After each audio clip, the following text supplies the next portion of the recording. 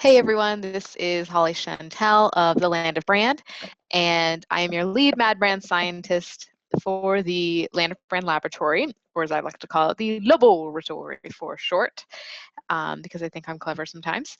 And if you've never joined us before, we're meeting every Wednesday at 12 o'clock Eastern. It feels like I just saw you guys because up until now, the last year or so, we've been doing these bi-weekly. We're back to a weekly schedule, so I feel like we were just here, but no, it's been a week, and I'm really excited to be seeing you guys every week because it's really good to just kind of get into the habit and start seeing familiar faces and get some discussion going. So if you have any questions, feel free to ask them using the Q&A box or in the chat. Feel free to chat amongst yourselves in the chat as well. And yeah, this is a free call, and I'll answer any questions that we have at the end. So today we're going to be talking about the critical difference between rebranding and redoing your website, because they are not the same thing, even though I hear so many coaches using these terms synonymously.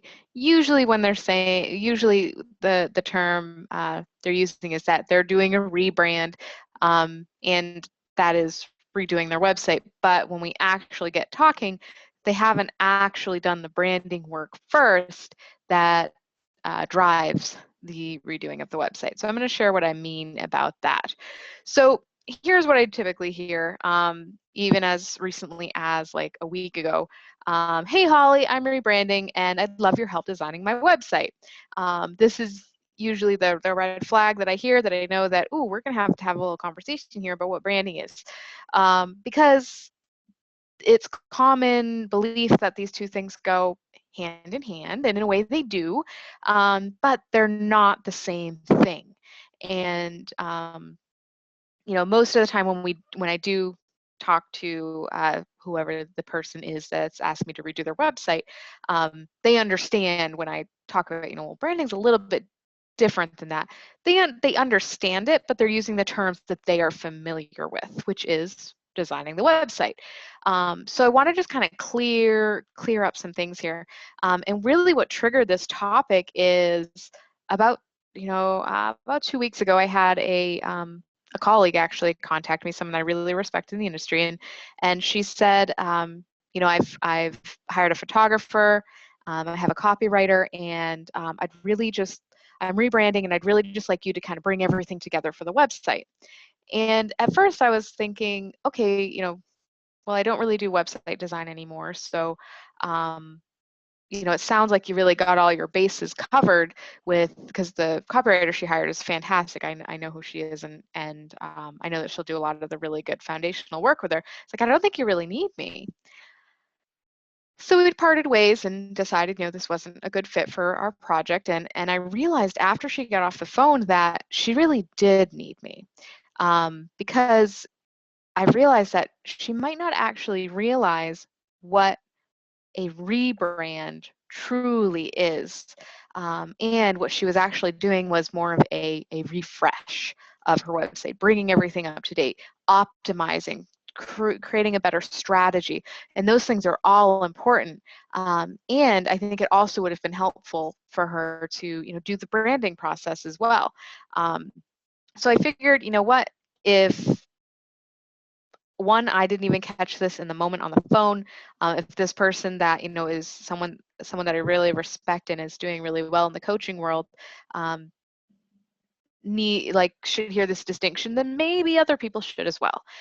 So I want to make sure that, I get this information out there, because the more the more you know.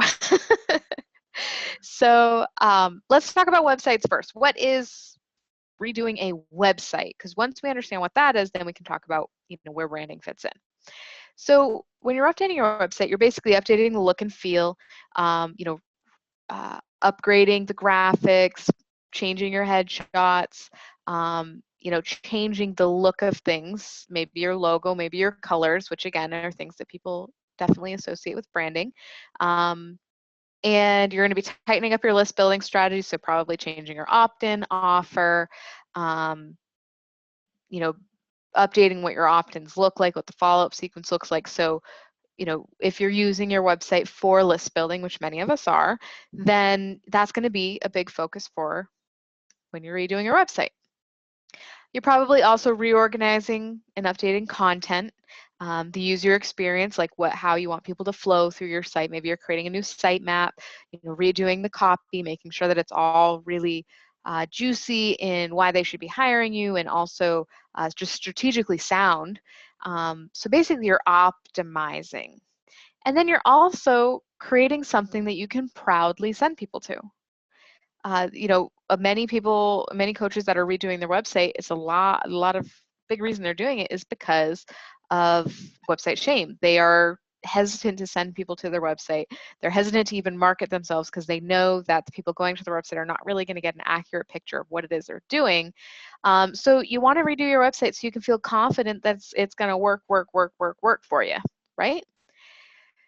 So these are all great reasons to redo your website. And your brand is what drives all of these decisions.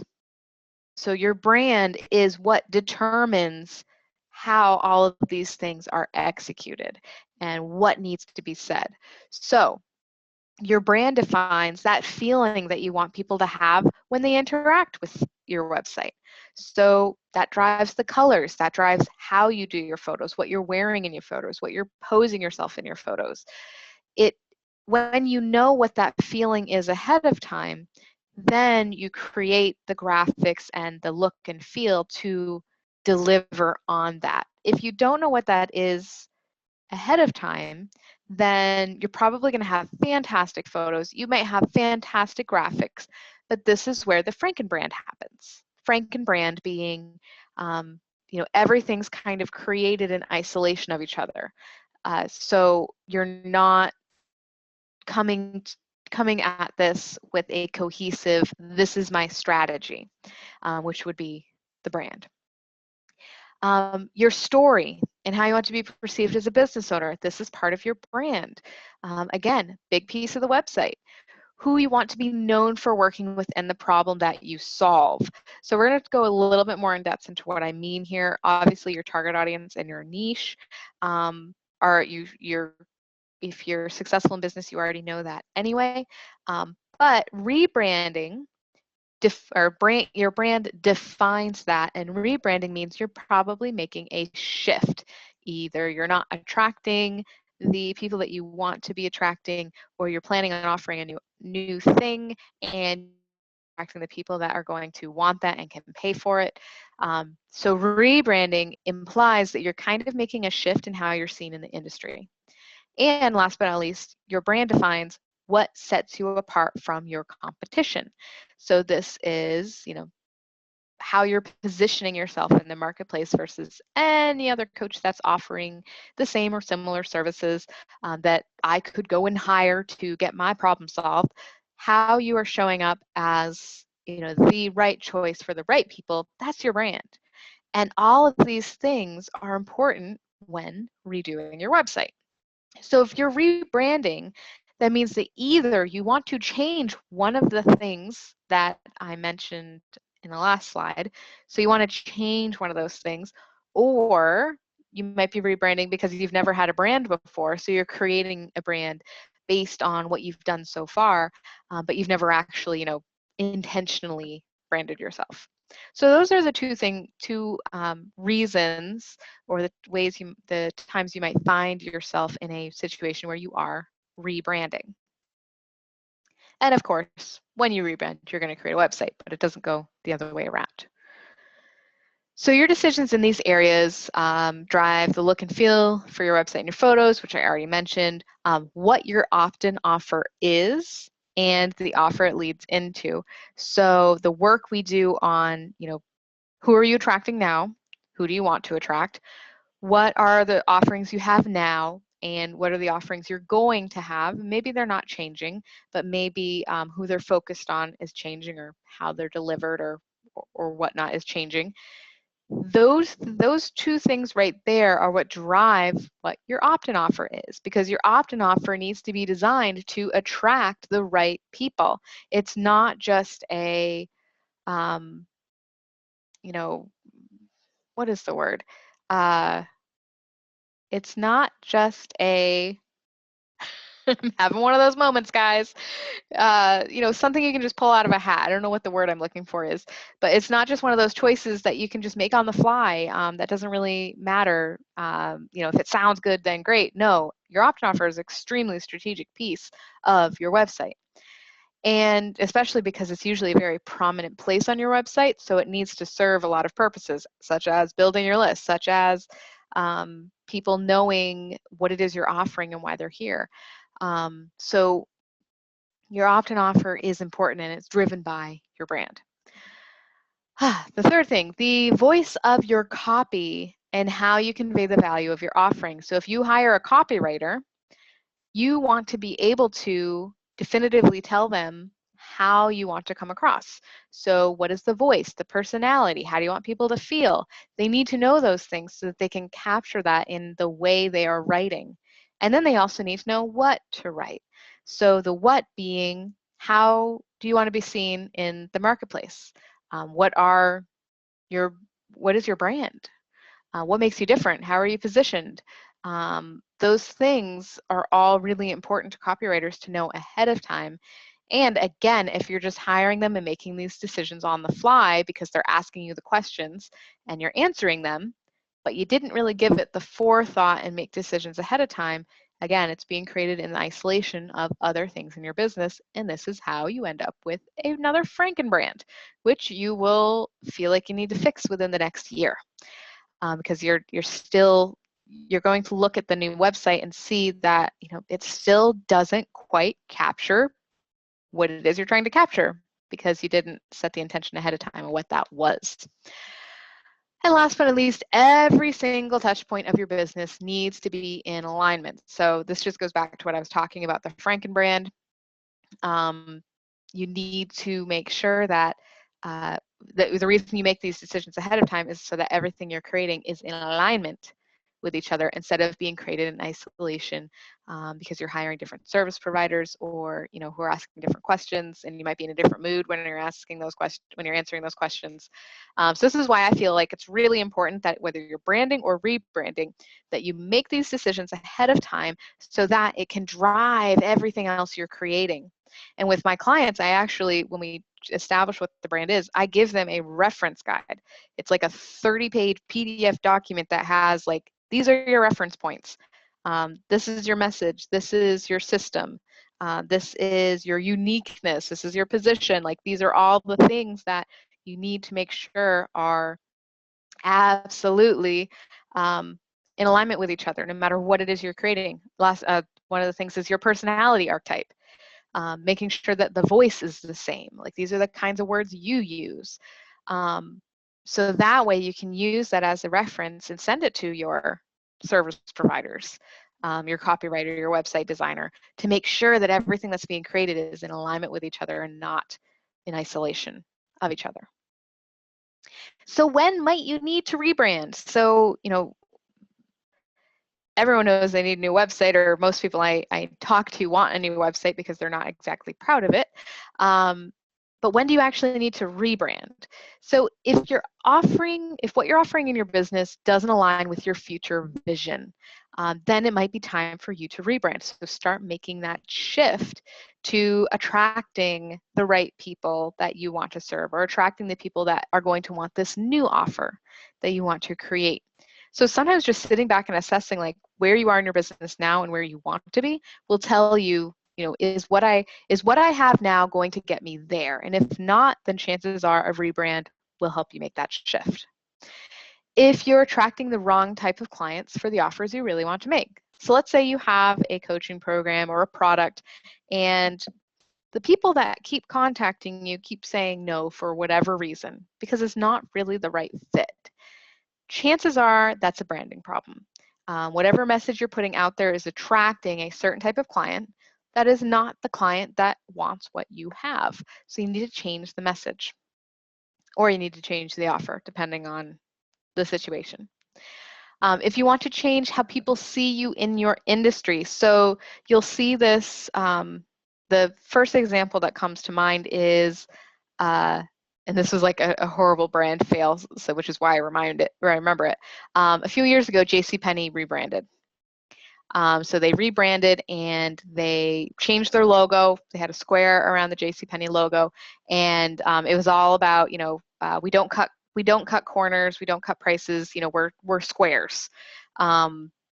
We don't have, the price you see is the best price you're going to get. We're not going to, play the promotions pricing game anymore, because I'm assuming that where their head was is that most other companies in the industry, their prices are marked up because they're always running sales. Like if you go to Kohl's and you look at any of the prices, they're always like way higher than you would think that you would pay for that quality of product. But that's because most of the time you're stacking all of these coupons and paying what you probably should be paying for that product anyway. So my assumption is that JCPenney made those decisions and how they rebranded themselves to position themselves against those other companies, and basically saying other companies are doing this. This is what we're doing, and you can trust us because of that. Ended up blowing up in their face. Was not the right move for them. People hated it, but it's a good example of how a rebrand changes how people see you in your industry and the way you go about doing that. So JCPenney, they changed their logo to kind of represent their message. All of their marketing materials had this message. They were doing commercials. They had Ellen DeGeneres as a spokesperson, so who's like someone that's very trusted at a Square. So they did all of these things in consecutively with each other, so that you began to change the way you looked at their company. That is a rebrand. And coaches can do this as well. And I'm going to share with you in a moment the story of the Land of Brand and how we did this when we rebranded this past year. And I'll just go over the last reason why you might rebrand, which is you're feeling all over the place. So you're not confident that what you do is clear when you're marketing yourself. So if you're feeling what I'm talking about with the Franken brand, chances are you need to rebrand. And the cool thing about a Franken brand is it might feel really overwhelming to you because everything is like disconnected from each other, and it's not really, doesn't have like a unified feel, or it's not really clear what it is you do. But here's the thing. It's actually not that hard to pull a Franken brand together, because chances are you have the content, your market, like you know what it needs to be. You're just not sure how to make these choices, and that's something that and when you bring an outside person in like me that has the outside perspective as well as understanding brand in general, we can do it really easily and quickly, and it's not that overwhelming. So just to kind of bring it all together. So a website refresh is only one piece of the brand, one piece of the rebrand. It's basically like the rebrand's coming out party. And a true rebrand can take months. So I don't mean the decisions behind the rebrand. So like when I'm rebranding someone or branding someone, it only takes a couple weeks to establish what it is, but it's going to take weeks to months to actually implement that and for that new brand to get traction. So for people to consistently begin to see you in this new way. Your coming out party and the website launched and your new photos and all of those things, those are like flash in the pan impacts. Like the people that see them will immediately see the difference. And it's really exciting and fun. But for your brand is a long-term strategy. It's not like just a one and done. Okay, I never have to talk about this again. In order for it to really have an impact, you have to be consistent with it. Because it takes time for people to change their perceptions. They need to see your new messaging consistently. You need to get traction. You also, if you're changing your audience, you need for your new audience to become aware of you. When you started your business, it took you a while to get traction for people to begin to notice you. Now you have experience, it's easier to do that. But you do still need to kind of play, get back to the basics of attracting those new people. So I want to kind of give you an example of what this looks like over time. So I've rebranded the Land of Brand in the beginning of this year. The actual website launched, I believe, in April. But the rebrand, quote unquote rebrand, started over a year ago. Which is why many of you, if you've been following me for a while, I know some of you have been on my list for like 5 or 6 years now, you might not even have noticed that we've rebranded because it was very subtle. I did mine a little bit differently than you typically see. Like usually when you see a rebrand, it's website, and then all of a sudden they're talking about all these different things. I did it backwards because I was testing some things. I'm going to talk more about why in a second. So I started over a year ago, meaning I started writing about new topics in my blog, started sharing different information. I slowly began to phase out things I wasn't offering anymore. We started to do less and less websites until now we don't do them at all anymore. So I started doing less and less websites, more and more just coaching and copywriting packages. I started, finding my ideal audience and marketing to them. So the people that were really going to need the new services that I wanted, I had to take the time to, start getting in front of them, start finding partners that spoke to this audience, start changing the way I was writing my copy, start changing the problems I was talking about because my audience was shifting. And and then last but not least, lots and lots of testing. So testing different opt-in offers, testing different webinar topics, testing different blog article topics. So finding which topics my audience really liked, which my new audience really liked. And then seeing who came. Who did I start getting on discovery session calls? Who was being added to my list? How many people were being added to my list? So I did all of this testing before I actually committed to, redoing the whole website because I really wanted to get it done. I wanted to get it right this time. I didn't want to have to redo my website anytime soon. And, I was making a big shift. I've been doing websites for 8 years in this industry. I didn't want to do them anymore. It's not like I can just quit cold turkey because I would lose all of that income. So that's, something that I help people with and had to do for myself was, how do you make a big shift in your business without losing your income? Because it can't be a cold turkey thing. So I took the time over the course of a year to build up my new offerings, attract my new audience, while also, maintaining the status quo with the old offers that I had, and just slowly phasing them out to now. Now I have my ideal business. And so you got to play the long game sometimes. When I was younger and I didn't have kids and wasn't married and all that, I could have turned on a dime. It wouldn't have mattered because I didn't have as much riding on it. Now I have a lot more responsibility. So I couldn't just take a risk and quit cold turkey and see what happened. So, that's why it pays to kind of set your intentions and decide what your brand is and then phase into it versus the other way around, which would be just, cold turkey and I'm a totally different person now, a totally different business kind of thing. It can be done either way or a mix of the two. So as a result of doing things this way, and I'm not necessarily suggesting that you take a year to do your next rebrand. I'll tell you why it took me this long in a second. So our opt-in offer was clear and proven to convert well. So if you go to our website, landofbrand.com, and you look at that text of, the right on the billboard, the opt-in offer, it's really, really clear what it is. And it converts really, really well. So the old opt-in offer converted at around 5% of new visitors to the homepage, which isn't terrible. The opt-in right now is close to like 17 to 20%, which is phenomenal for a homepage, cold traffic, all that. Really, really good. So I'm very happy with that. And I did that by, I offered that thing a few times to see, how many people snapped it up. I also offered other things to see how many people snapped it up and decided that that was going to be the offer that went on the homepage because it converted really well. And it also attracts people that need my next offer, my next service, which is Brand Your Awesome program. They lead into each other really nicely.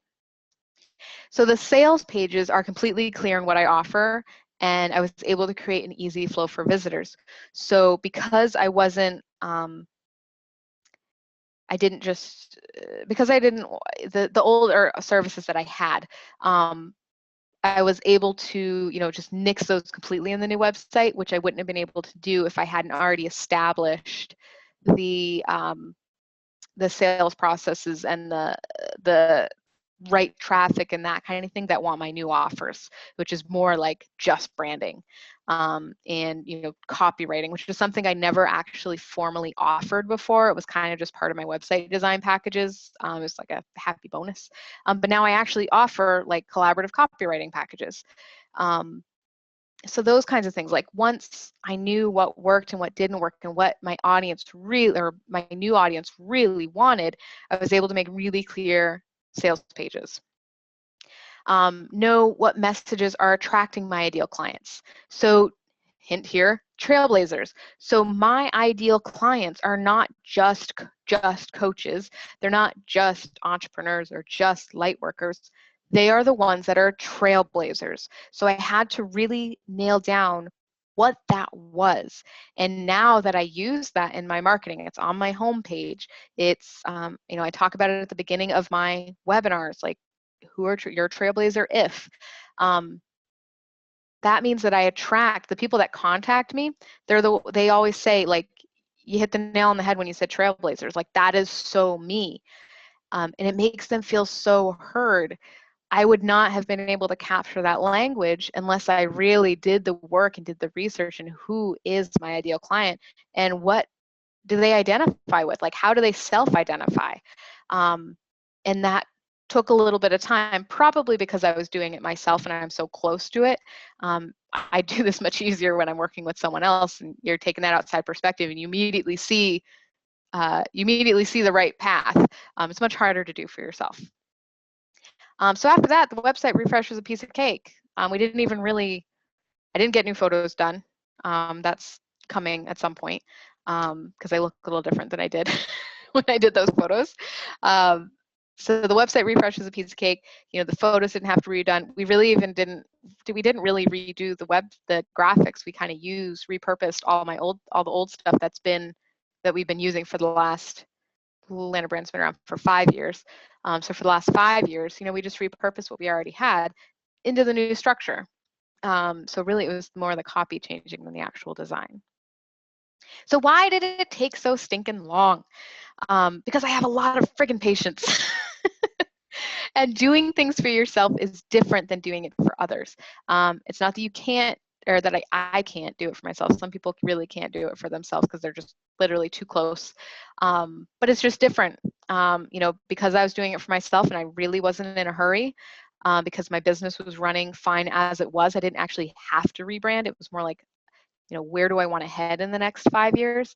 I was able to take my time to get it right, test things, see what worked before I actually committed to the brand, which is not always a good idea. It's kind of like that trap of perfection where, like, you don't want to pull the trigger until you know you got it right. That doesn't always work. Sometimes you don't stay in action. You don't actually get things done. Myself, I do still get things done. Like, that's one of the traits that I am fortunate enough to have, is that I don't get stuck in that trap of perfection. I'm kind of a perfectionist in that I do want to get things right, but I still move forward. So that's, the only reason why I'm saying that, I'm qualifying that, is because I don't want anyone else to feel like that's what they have to do. For others, like if I was doing this for others, it obviously doesn't take a year. It only takes a couple weeks because I ask a lot of questions. I can get the information that I need, and I can look at, their analytics. I can basically look at everything they've been putting out there, their analytics, their launches, their copy, what they already have, and figure out what works and what doesn't work and what needs to change to match their vision. So it's much easier when you're taking an outside perspective, and can ask the questions, because when someone else is asking the questions, you can answer much more clearly than when you ask the questions to yourself, if that makes sense. So that's why, everyone's experience is different. So in summary, looks like I didn't finish the slide. Awesome. So in summary, a website redo feels great, but without a brand strategy outlined ahead of time, it's not going to have as great of an impact as it would if you were to brand yourself first. And that's that Frankenbrand principle. Like if you're creating everything in isolation without a plan ahead of time, it's not going to be as cohesive. Your brand is a long-term strategy, not a one-and-done thing. So even if you rebrand tomorrow, you redo your website, launch is great, you still have to continue with that consistently in order for the rebrand to actually take hold. And then I'm not really sure what that last bullet point was, but I will just say that starts with when. So when you're doing things for yourself, they are not as always as easy as when you're doing things for others. So sometimes, okay, most of the time, especially with things like rebrands where you're trying to get your message down, it helps to have an outside perspective to make sure that what you're saying and doing is landing the way you want it to.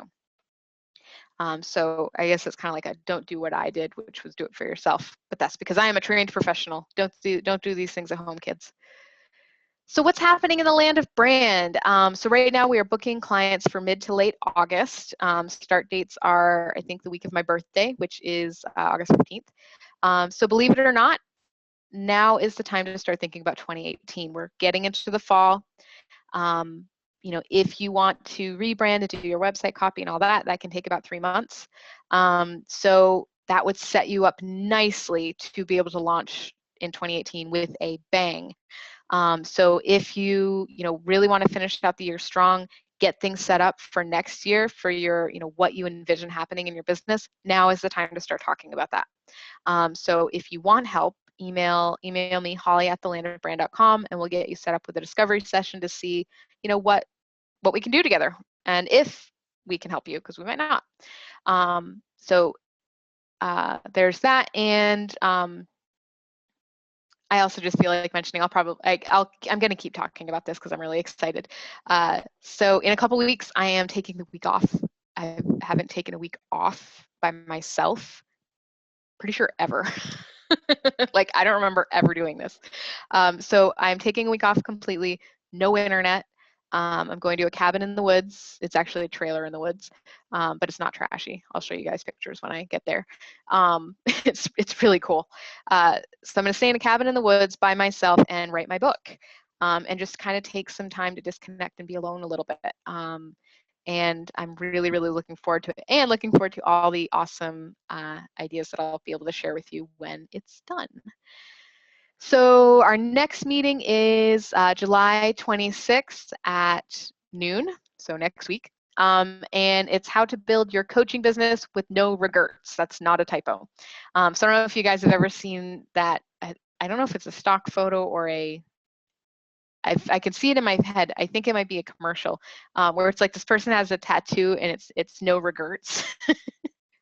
And it's supposed to be ironic because obviously you would regret a tattoo. You're tattooing yourself with no regrets, but it's no regrets, and obviously you would regret that. But maybe not. Maybe that's the irony. So that is kind of what we're going to be talking about, is like, how do you build a business with no regrets? And what would you regret? What would you regret in your business? Think about, what this message has been popping up a few times, so I think maybe it's something that someone needs to hear, which is why I'm talking about this. That when we die or when we have a near-death experience, all these things flash in our mind, and most of them are regrets. I didn't spend enough time with my kids. I didn't make enough of an impact. I didn't. And we start our businesses because we don't want that. Like, we have reasons for starting our business that supersede making money. And in the running of that business, we sometimes lose sight of those things and we compromise on them.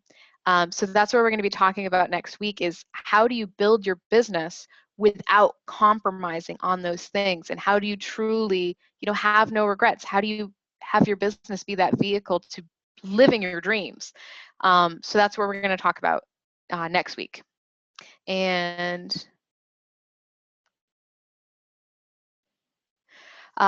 Jim, can you email me and tell me what you mean by that? He said something in the Q&A, but I'm not going to read it out loud. So that's it. So I hope you all have a fantastic rest of your week. Thank you so much for joining me. And I will see you all next week at Wednesday at noon. So bye, everyone.